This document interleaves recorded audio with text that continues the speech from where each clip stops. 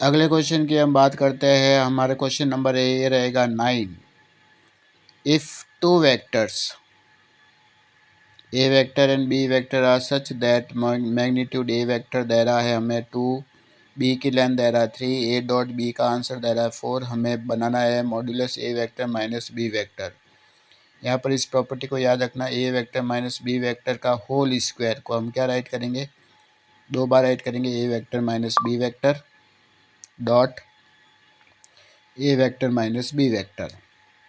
अब इसको simple bracket open करना है, modulus A vector minus B vector का होल स्क्वायर, ए वेक्टर दोनों से मल्टीप्लाई होगा तो क्या बनेगा, A vector dot A vector minus A vector dot B vector, minus B vector को दोनों से मल्टीप्लाई करेंगे तो minus B vector dot A vector, minus minus plus बनेगा B vector dot B vector.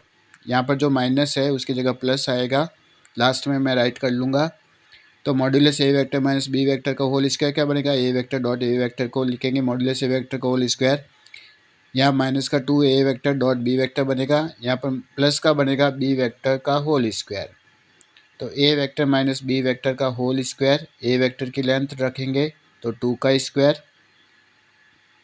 Minus 2 into यहाँ बन जाएगा 4, यहाँ पर साइन प्लस का ही आएगा, बी वेक्टर की लेंथ रखेंगे 4, तो ए वेक्टर माइनस बी वेक्टर का होल स्क्वायर, 2 का स्क्वायर हो जाएगा यहाँ पर 4 माइनस का 8, यहाँ पर साइन प्लस का ही बनेगा। तो सबसे पहले मैं यहाँ साइन बना लेता हूँ, प्लस का साइन बनेगा सब जगह पर।